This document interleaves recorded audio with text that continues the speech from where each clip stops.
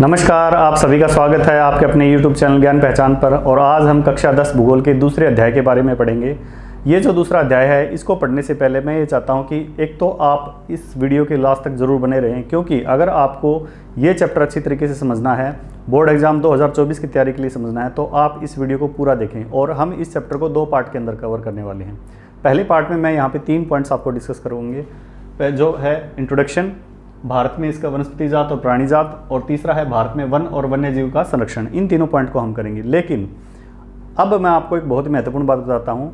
अब की बार 2023 के अंदर भिवानी बोर्ड ने रेशनलाइज सिलेबस को इंट्रोड्यूस किया है। रेशनलाइज का मतलब कुछ टॉपिक कम किए गए हैं, चाहे वो चैप्टर हो, चाहे उस चैप्टर के अंदर कंटेंट हो, उनको उन्होंने कम कर दिया है। और आपके पास जो भी पहले से अवेलेबल बुक है, जैसे कि मेरे पास ये बुक है, ये बुक 2015 में लास्ट प्रिंटेड हुई थी, उसके बाद इसके अपडेटेड वर्जन आए हैं। लेकिन अगर आप NCERT की वेबसाइट पर जाके कक्षा 10 और भूगोल की किताब को अगर आप देखोगे तो उसमें आपको रेशनलाइज्ड सिलेबस और कंटेंट मिलेगा। PDF फाइल आपको वहाँ से मिल जाएगी। ना भी मिले तो मैं वहाँ पे आपको इस ग्रुप अपने इस चैनल के अंदर उसका लिंक शेयर कर दूँगा डिस्क्रिप्शन में, आप वहाँ से वो डाउनलोड कर सकते हो। इसके अलावा मैं क्यों इस किताब को दिखा रहा हूँ, क्योंकि अब जो नई किताब है और आपके पास जो पुरानी किताब है उसमें कंटेंट कम हुआ है नए वाली के अंदर। तो आपके पास अगर ये बुक है तो आप इससे काम चला सकते हो, पढ़ सकते हो। लेकिन इसमें आपको काफ़ी सारी चीज़ें कम पढ़नी है, ये अच्छी बात है आपके लिए। अब वो क्या चीज़ें कम की हैं वो मैं अभी आपको बता देता हूँ। जैसे जैसे ही आप ये चैप्टर 2 निकालोगे तो आपको इस तरह ये बुक दिखाई देगी। मे भी आपको ये बुक कैमरे में अभी उल्टी दिखाई दे, लेकिन मैं इसकी फ़ोटो आपको जो आपकी कम्युनिटी पोस्ट है उसके अंदर शेयर कर दूँगा, आप चेक कर लेना। इसमें क्या है, पहला जो आपका ये पेज दिखाई दे रहा है, इसमें सिर्फ ये जो येलो कलर वाला जो बॉक्स है, क्या आप जानते हैं, इसको हटा दिया गया है। और second page complete, third page complete, fourth page complete, और इधर 5th पेज के अंदर ये वाला सेक्शन कंप्लीट है, ये कॉलम कंप्लीट होगा, और ये यहाँ तक जो है ये हटा दिया गया है, यानी कि कम हुआ है आपका। अब आपको जैसे ही ये फर्स्ट पेज है, इसमें से आप यहाँ तक पढ़ेंगे, इसके जस्ट बाद में आपको क्रियाकलाप और यहाँ तक शुरुआत करना है, यानी बीच वाले ये 2-2.5 पेज जो हैं वो बिल्कुल हटा दिए गए हैं। और भी इसमें कम हुआ है, जैसे सेकंड पॉइंट आता है भारत में वन और वन्य जीव का संरक्षण, ये 3rd पॉइंट है, सॉरी, ठीक है। इसके अलावा इसके अंदर ये प्रोजेक्ट टाइगर के अंदर जो ये चीज़ें हैं, 4 से 5 लाइनें जो डेटा दिए गए हैं वो हटा दिए हैं कम्प्लीटली, ठीक है। तो इस तरह मैं आपको इसी बुक से एक लाइन पॉइंट टू पॉइंट इस चैप्टर का कंप्लीट करवा रहा हूँ, ताकि आपको भिवानी बोर्ड की जो 2024 की जो परीक्षा है उसमें आपको दिक्कत है। और अप टू पॉइंट इसी NCERT की बुक से ही मैं करवाने वाला हूँ। मैंने बहुत सारे वीडियो और YouTube पे भी और गूगल के ऊपर भी चेक किए हैं, लगभग ऑलमोस्ट 99% केसेस के अंदर पुरानी वीडियो हैं, और उन वीडियो के अंदर सिर्फ और सिर्फ किस चीज़ का जिक्र किया गया है, पुराने वाली किताब का, यानी पुराना कंटेंट पढ़ाया जा रहा है बच्चों को आज भी। तो ये जो मेरी वीडियो है ये बिल्कुल लेटेस्ट कंटेंट रेशनलाइज 2023 के अकॉर्डिंग है, और मार्च 2024 के एग्ज़ाम के अंदर आपको इन्हीं पॉइंट्स में से क्वेश्चन देखने को मिलेंगे। हालांकि कुछ जो क्वेश्चन है इसके इंपॉर्टेंट क्वेश्चन, वो मैं आपको लास्ट में एग्ज़ाम के 1 या 2 महीने पहले पर्टिकुलर अपने एग्ज़ाम के फोकस के ऊपर कैप्सूल वीडियो अपलोड किया करूँगा। लाइव क्लासेस भी मैं लगाऊंगा, उसमें आप देख पाओगे कि कौन सी चीज़ें इंपॉर्टेंट हैं, ठीक है। तो फिलहाल हम अपने इस टॉपिक को शुरू करते हैं। टॉपिक का नाम है वन एवं वन्यजीव संसाधन। देखो, संसाधन क्या चीज़ होती है, वह कोई भी चीज़ जो मनुष्य के काम आती है किसी भी रूप में, उसको हम संसाधन मानते हैं। हो सकता है कोई चीज़ मनुष्य के लिए आज संसाधन ना हो, लेकिन वो भविष्य में संसाधन बन सकती है। और मनुष्य यानी प्राणियों की एक खास बात और है, जो मनुष्य को फ्री में मिलता है वो उसकी कदर नहीं करता। धरती के ऊपर बहुत सारे रिसोर्सेज हैं जिस पर मनुष्य ने अपने विकास के नाम पे बहुत अत्याचार किया है। अब गवर्नमेंट ने भी और मनुष्य ने भी खुद समझना शुरू कर दिया है कि हमें इन संसाधनों को बचाना होगा, और सतत पर्यावरण विकास या सतत पोषणीय विकास की जो संकल्पना है वो भी यही कहती है कि हमें भविष्य की पीढ़ियों के लिए इन संसाधनों को बचाए रखना ज़रूरी है। तो चलिए हम अपना टॉपिक शुरू करते हैं। वन एवं वन्यजीव संसाधन। मैंने बता दिया संसाधन क्या है। हमें इस चैप्टर के अंदर वन और वन्यजीव इन दोनों को संसाधन के रूप में पढ़ना है, कैसे ये हमारी दिनचर्या को प्रभावित करते हैं। तो इसमें हम 3 पॉइंट पढ़ेंगे। नंबर 1 प्रारंभ, इसके अंदर हम 2 पॉइंट पढ़ने वाले हैं, जैव विविधता और पारिस्थितिकी तंत्र। नंबर 2 है भारत में वनस्पति जात और प्राणी जात, और नंबर 3 पॉइंट है भारत में वन और वन्यजीव का संरक्षण। ये 3 पॉइंट आज हम इसके फर्स्ट पार्ट के अंदर कवर करेंगे। सेकंड पार्ट में हम इसका जो नेक्स्ट पार्ट बचा हुआ है वो कंप्लीट करेंगे। तो आपने ये 3 पॉइंट देख लिए। आपकी NCERT की बुक से ही इस एनसीईआरटी की बुक से ही मैं आपको लाइन टू लाइन इसके पॉइंट्स कवर करवाने वाला हूं, ताकि कोई भी पॉइंट्स छूट ना जाए आपके एग्जाम के लिए। तो शुरू करते हैं इसके फर्स्ट लाइन से। इसमें लिख रखा है, इस ग्रह पर हम सूक्ष्म जीवाणु और बैक्टीरिया, जोंक से लेकर वटवृक्ष तक, हाथी और ब्लू व्हेल तक करोड़ों जीवधारियों के साथ रहते हैं। जी हाँ, देखिए, सिर्फ इस धरती के ऊपर मनुष्य ही एक प्राणी नहीं है, बल्कि बहुत सारे जीव जंतु प्राणी इस धरती के ऊपर रहते हैं। हम सब मिलकर रहते हैं, ठीक है। और ये पूरा जो आवासीय स्थल जिस पर हम रह रहे हैं, ये क्या है? ये जैव विविधताओं से भरा हुआ है। तो पहला पॉइंट है आपका इसमें कवर होता है जैव विविधता। यह जैव विविधता क्या चीज़ है? अगर मैं इसको आसान से शब्दों के अंदर डिफाइन करूँ तो जीवों की अलग अलग जो प्रजातियाँ हैं या जीवों के अलग अलग जो विविध रूप हैं, उन सबको हम जैव विविधता कहते हैं। यानी बहुत सारे जीव मिलकर जब समूह या संगठन बनाते हैं तो उसी को हम जैव विविधता का नाम दे देते हैं। ये शाब्दिक अर्थ है। अगर मैं वाइड कंसेप्ट की अगर इसकी बात करता हूँ तो आप इसको ऐसे समझिएगा, इस धरती पर बहुत सारे ऐसे जीव जंतु हैं, जीवधारी हैं, वनस्पति जगत हैं, वन्य प्राणी हैं, और ये सारे अलग अलग हैं, इनकी अपनी अलग अलग विशेषता हैं, और ये सारे मिलकर क्या करते हैं? पारिस्थितिकी तंत्र का निर्माण करते हैं। जी हाँ, तो पहले पॉइंट से ही दूसरा पॉइंट जुड़ा हुआ है। तो पहले इंट्रोडक्शन के अंदर ये दो ही पॉइंट इंपॉर्टेंट हैं आपके इस पहले पॉइंट के अंतर्गत एनसीईआरटी की बुक के अकॉर्डिंग। अगर मैं ये बात करूँ कि क्यों हम पारिस्थितिकी तंत्र का एक हिस्सा मानते हैं खुद को, तो आप देखिए कि वन जो हैं वो पारिस्थितिकी तंत्र में महत्वपूर्ण भूमिका निभाते हैं। हम बात करें मिट्टी से, मृदा से, जल से, वायु से, ये सारे के सारे संसाधन हैं और ये मिलकर एक पारिस्थितिकी तंत्र का निर्माण करते हैं। देखिए, अगर पारिस्थितिकी तंत्र के बारे में आपने पहले कभी पढ़ा हो तो उसमें ये आता है कि भोजन के लिए एक जीव दूसरे जीव के ऊपर निर्भर रहता है, यानी कि एक प्राणी दूसरे प्राणी के ऊपर आश्रित है। ठीक वैसे ही अगर मैं बात करूं पौधों की, तो इनको सबसे पहले हम प्राथमिक क्या कहते हैं? स्रोत कहते हैं। इन्हीं प्राथमिक स्रोतों के ऊपर, उत्पादक के ऊपर प्राथमिक उपभोक्ता डिपेंड करते हैं, और प्राथमिक उपभोक्ता के ऊपर द्वितीयक, और द्वितीयक के ऊपर तृतीयक। इस तरह ये चक्कर है, ये एक तंत्र है, सिस्टम है। इसी सिस्टम को, तंत्र को हम क्या नाम देते हैं? पारिस्थितिकी तंत्र। तो पहले इस पॉइंट के अंदर आपके एनसीईआरटी बुक में सिर्फ इतना ही मैटर है, ठीक है। सेकंड पॉइंट की हम बात करते हैं, भारत में वनस्पति जात और प्राणी जात, इसके बारे में बात करते हैं। तो देखिए, अगर मैं एनसीईआरटी की बात करता हूँ तो इसके अंदर लिख रखा है कि अगर मैं भारत की बात करता हूँ तो भारत में जो सारी जैव उपजातियाँ हैं उसकी 8% भारत में पाई जाती हैं। लगभग 16 लाख प्रजातियाँ जो हैं वो भारत में पाई जाती हैं, ठीक है। अब इन प्रजातियों में क्या चीज़ शामिल है? इसमें फ्लोरा एंड फौना दोनों चीज़ शामिल है। पहले जो कंटेंट दिए गए थे उसमें आपको पादप प्रजातियाँ, पुष्प प्रजातियाँ, प्राणियाँ, जंतु प्रजातियाँ और पक्षियों की प्रजातियाँ दी गई थी। उसमें मछलियाँ भी शामिल थी और कीट पतंग भी शामिल थे। यानी पादप की 47,000, पुष्प की 45,000, प्राणी जंतु की 81,000, पक्षियों की 1225, मछलियों की लगभग 2500 और कीट पतंगों की लगभग 60,000 प्रजातियों को शामिल किया गया था। लेकिन नई जो एनसीईआरटी की जो बुक है या रैशनलाइज्ड जो सिलेबस है उसमें इन सब चीज़ों को हटा दिया गया है। तो अब आपको ये रटने की या ये पढ़ने की, समझने की ज़रूरत नहीं है। हाँ, आप अपनी नॉलेज के लिए इसको याद रख सकते हो। तो मैंने इसको इसीलिए मिटाया है, लिख के इसलिए दिखाया था ताकि आपको पता चले कि नए और पुरानी बुक में किस चीज़ का अंतर है, ठीक है। अब हम यहाँ पे बात करते हैं फ्लोरा एवं फौना। क्या चीज़ है भाई ये? तो देखिए, अगर आपकी एनसीईआरटी की बुक के अकॉर्डिंग अगर मैं बात करता हूँ तो फ्लोरा और फौना ये जीव जंतु और जो पेड़ पौधे हैं उनकी जातियों के नाम ही हैं, उन्हीं को हम फ्लोरा एवं फौना कहते हैं। यहाँ पे हम बात करते हैं कि पर्यावरण की जितनी भी जो एक इकाई है, जो तंत्र है, उसके अंदर पौधों को और जीव जंतुओं, इन दोनों को हम सम्मिलित रूप से पढ़ते हैं। अगर मैं बात करूं कि भारत के अंदर ऐसी कौन कौन सी प्रजातियां पाई जाती हैं, तो बहुत सारे कंटेंट आपको मिल जाएंगे। लेकिन हमें सिर्फ ये समझना है कि वनस्पति जात और प्राणी जात में लगभग सारे प्रकार की फूलों की, पेड़ पौधों की, जीव जंतुओं की, इन सब की प्रजातियों को शामिल किया गया है। अकॉर्डिंग टू दिस बुक, इसमें एक डाटा लिख रखा है, मैं आपको पढ़ के बताता हूँ कि भारत में जो 1/3 जलमग्न जो भूमि है वो सूख चुकी है।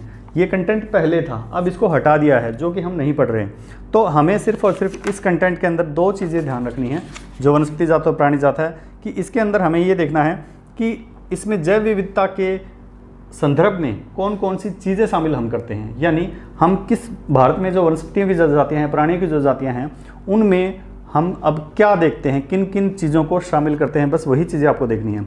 यहाँ पे एक चीज़ और दिख रखी है कि भारत के अंदर जो पाए जाने वाले वन हैं और वन्य जीव संसाधन हैं, इसके जो क्षेत्रफल है, यानी कितने क्षेत्र पर ये फैले हुए हैं और कौन कौन सी इनकी किस्में हैं, ये अब आपको नहीं पढ़ना है, ज़्यादा इम्पोर्टेंट नहीं है ये चीज़। हम सिर्फ ये देखते हैं कि जो वनस्पति जात और प्राणी जात की जो इतनी सारी प्रजातियाँ भारत के अंदर विद्यमान हैं, क्या हम उनका संरक्षण कर रहे हैं, क्या हम उनका दोहन नहीं कर रहे हैं, और अगर कर रहे हैं तो किस हद तक हमने उनको बर्बाद कर दिया है, ये चीज़ हमें यहाँ पे सोचनी जरूर है। ठीक है, तो तीसरा पॉइंट और मोस्ट इंपॉर्टेंट पॉइंट आता है इसके अंदर, भारत में वन और वन्य जीव का संरक्षण। देखिए इसके अंदर मैंने 4 मेन पॉइंट्स लिखे हैं। पहला जो मेन पॉइंट्स है, ये डायरेक्टली क्वेश्चन पूछे जाते हैं पेपर के अंतर्गत, भाई ध्यान रखना इसका। पहला है भारतीय वन्य जीव रक्षण अधिनियम कब पारित हुआ, 1972 में कब लागू किया, कब प्रतिपादित किया, किसी भी तरह से क्वेश्चन आता है 1972 के अंदर। दूसरा आता है कि भारत में अभी कौन सा राष्ट्रीय उद्यान या वन्य जीव पशु विहार कहाँ पर है, ये डायरेक्टली पेपर में पूछा जाता है, अभी पढ़ के बताऊंगा मैं इसी बुक से आपको पॉइंट टू पॉइंट। तीसरा है प्रोजेक्ट टाइगर, बाघ परियोजना कब लागू की गई, 1973 के अंदर। और चौथा है वन्य जीव अधिनियम कब हुआ था, 1980 और 86 के अंतर्गत। तो ये चारों पॉइंट आपको हम यहाँ पढ़ने वाले हैं। इसके अलावा यहाँ पर पहले जो कंटेंट था उसमें ये कहा था कि IUCN ने जो जीवों की प्रजातियाँ जो हैं, जो अलग अलग तरह के जीव जंतु हैं, शायद हो सकता है वो उनकी संख्या सामान्य हो, खतरे में हो, या फिर वो कम हो या लुप्त हो गए हों, इस तरह IUCN ने टोटल 6 कैटेगरी डिवाइड की थी, सामान्य, लुप्त, सुभेद, संकटग्रस्त, दुर्लभ और स्थानिक। ये भी हटा दिया गया है अपने सिलेबस से, बिल्कुल इसको भी अब हमें नहीं पढ़ना है। तो ये कंटेंट जो है हमारा, ये भी अब हम नहीं पढ़ने वाले। हाँ, अब हम जो मेन चीज़ इसके अंदर पढ़ने वाले हैं वो ये है कि भारत में वन और वन्य जीव का संरक्षण कैसे किया जाता है। तो अगर मैं इस बुक की बात करता हूँ तो इसमें क्लियरली ये मेंशन है कि मनुष्य क्या करता है, लगभग इस पर्यावरण के अंतर्गत अपने सारे क्रियाकलापों को अंजाम देता है, और हम लगातार भूल चुके हैं इस बात को कि अगर हमने इस पर्यावरण को बचाए नहीं रखा तो इस पर रहने वाले जीव जंतु और जो वनस्पति की जो जनजातियाँ हैं, जातियाँ जो हैं, उपजातियाँ जो हैं, वो आने वाली पीढ़ियों के लिए बिल्कुल भी नहीं बचेंगे और वो साफ़ हो जाएंगी। इसी के अकॉर्डिंग 1960-70 के दशक के दौरान पर्यावरण संरक्षकों ने राष्ट्रीय वन्य जीव सुरक्षा कार्यक्रम की मांग उठाई और 1972 के अंदर भारतीय वन्य जीव रक्षण अधिनियम पारित हुआ। इस कार्यक्रम के तहत क्या बात हुई थी वो इम्पोर्टेंट है। इसमें यह कहा गया कि संकटग्रस्त जातियों का बचाव हमें करना है, शिकार बिल्कुल भी नहीं करना है, और वन्य जीव आवासों का कानूनी रक्षण तथा जंगली जीवों के व्यापार पर रोक लगानी है। ये इसका मुख्य उद्देश्य था, ये आपको ध्यान रखना है। ठीक है, उसके बाद केंद्र सरकार, राज्य सरकार ने कई तरह के क्या किए, राष्ट्रीय उद्यान और वन्य जीव पशु विहार भी स्थापित किए गए। लेकिन फिर भी इन जो प्राणी जगत जो है या वनस्पति जगत जो है, इनकी कई जो जातियाँ हैं जिनका लगातार दोहन होता रहा है, इसके लिए भी हमें बहुत ज़्यादा अभी ध्यान देना पड़ेगा, ताकि आने वाले समय के अंदर जो भविष्य की जो पीढ़ी है वो भी इनको देख पाए, इनका इस्तेमाल कर पाए और ये अपने पारिस्थितिक तंत्र को बचाए रखने में सक्षम रहो। तो यहाँ पे जो कई परियोजनाएं केंद्र सरकार ने लागू की, वो क्यों लागू की गई थी, उनमें विशेष प्राणियों को रक्षा प्रदान करना था। ये आपके NCERT की बुक के अकॉर्डिंग मैं आपको पॉइंट बता रहा हूँ। इन प्राणियों में कौन कौन शामिल था, ये देखिए ध्यान से सुनिएगा। बाघ, एक सींग वाला गेंडा, कश्मीरी हिरण जिसको हंगुल का नाम दिया गया था, 3 प्रकार के मगरमच्छ और उसमें स्वच्छ जल मगरमच्छ, लवणीय जल मगरमच्छ और घड़ियाल शामिल थे। इसके अलावा एशियाई शेर और बहुत सारे अन्य जो जीव थे, जैसे कि भारतीय हाथी, काला हिरण, चिंकारा, भारतीय गोडावण और हिम तेंदुआ, इन सभी के शिकार और व्यापार पर पूर्ण रूप से अथवा आंशिक प्रतिबंध लगाकर कानूनी रक्षण दिया गया था इसके अकॉर्डिंग, राइट। ठीक है, अब हम बात करते हैं प्रोजेक्ट टाइगर, जो कि कब हुआ, 1973 में। रट लो इसको, प्रोजेक्ट टाइगर आएगा पेपर के अंदर। प्रोजेक्ट टाइगर बाघ परियोजना कब लागू की गई, 1973 के अंतर्गत। इसमें क्या कहा गया कि 20वीं सदी के अंदर भारत के अंदर जो बाघों की संख्या थी वो 55,000 थी, जो लगभग घटकर मात्र 1827 रह गई। देखो, भारत और नेपाल ये 2 देश ऐसे हैं जिसमें सबसे ज़्यादा बाघों की संख्या थी, और इन्हीं देशों के अंदर बाघों का सबसे ज़्यादा शिकार हुआ। तो ड्यूटी भी इन्हीं की बनती है कि इसका रक्षण करें। इसलिए प्रोजेक्ट टाइगर की शुरुआत 1973 में हुई और धीरे धीरे बाघों की संख्या को बढ़ाने के ऊपर जोर दिया गया।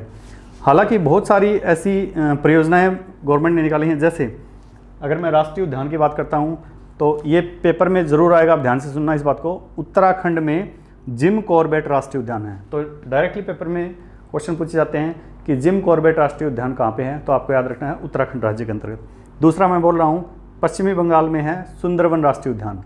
सुंदरवन राष्ट्रीय उद्यान कहाँ पे है, पश्चिमी बंगाल के अंदर। तीसरा मैं बता रहा हूँ बांधवगढ़ राष्ट्रीय उद्यान। आप कमेंट करके मुझे बताइएगा कि बांधवगढ़ राष्ट्रीय उद्यान कहाँ पर है। चौथा मैं बता रहा हूँ आपको सरिस्का वन्य जीव पशु विहार, ये बर्ड सेंचुरी है और ये आपके जो राज्य है राजस्थान उसके अंदर ये स्थित है। इसके अलावा असम में मानस बाघ रिजर्व, बहुत इंपॉर्टेंट है, ये पेपर में पूछा जाता है, और पेरियार बाघ रिजर्व जो कि केरल राज्य में स्थित है। ठीक है, तो ये अलग अलग राष्ट्रीय उद्यान और बाघ रिजर्व या वन्य जीव पशु विहार स्थापित किए गए हैं भारत सरकार के द्वारा। तो इनमें से क्वेश्चन पूछा जाता है पेपर के अंतर्गत। इनके अलावा अगर मैं बात करूँ वन्य जीव अधिनियम 1986, इसके अंतर्गत बहुत सारी जो छोटी छोटी जो जीव हैं जैसे तितलियाँ, कीट पतंगे और ड्रैगन फ्लाई को भी संरक्षित जातियों में शामिल किया गया था, और 1991 में पौधों की भी 6 जातियाँ इस सूची में रखी गई थी।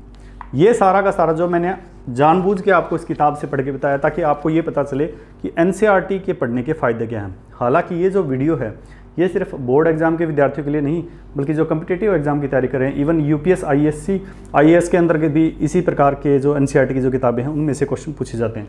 तो आप इनको ध्यान से पढ़िएगा, रिवीजन करिएगा, एनसीईआरटी की बुक पढ़िएगा, इस लेक्चर को 1-2 बार और सुनिएगा और पूरा सुनिएगा, तभी आपको ये चैप्टर समझ में आएगा। इसका सेकंड पार्ट है जिसमें हम 2 पॉइंट पढ़ने वाले हैं आपकी इस बुक के अकॉर्डिंग।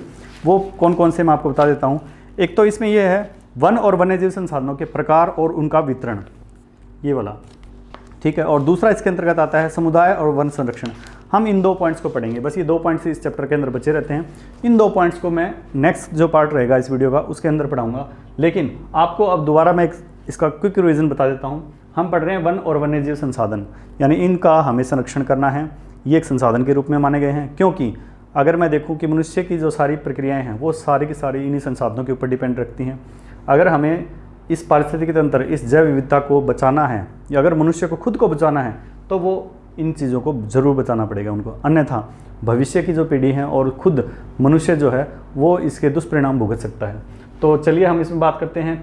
आपको 3 पॉइंट्स मैंने पढ़ाए हैं। इंट्रोडक्शन पार्ट में मैंने बायोडाइवर्सिटी और इकोलॉजिकल सिस्टम, यानी कि जैव विविधता और पारिस्थितिक तंत्र, इन दोनों की बात की है। जीवों की जो विविधता होती है वो जैव विविधता, और सभी समुदाय के जो जीव हैं वो मिलकर जिस जटिल तंत्र का निर्माण करते हैं उसको हम पारिस्थितिकी तंत्र कहते हैं।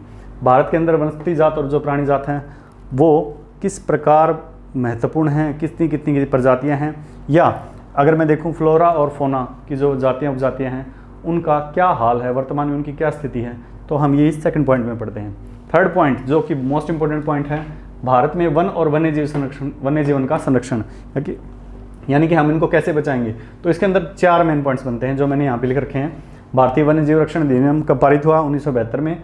अलग अलग तरह के राष्ट्रीय उद्यान जो केंद्र सरकार, राज्य सरकार ने स्थापित किए हैं, और वन्यजीव पशु विहार, जैसे मैंने अभी अलग अलग तरह के राज्यों के नाम बताए आपको, जैसे बांधवगढ़ राष्ट्रीय उद्यान मैंने आपसे पूछा कहाँ पे है, कमेंट करके जरूर बताना।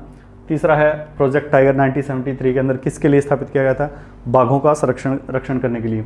और चौथा है वन्य जीव अधिनियम कब पारित हुआ था? 1986। इसमें क्या हुआ था? बहुत सारे जो छोटे छोटे जीव थे उनकी जो उपजातियाँ था उनको संरक्षण प्रदान किया गया था।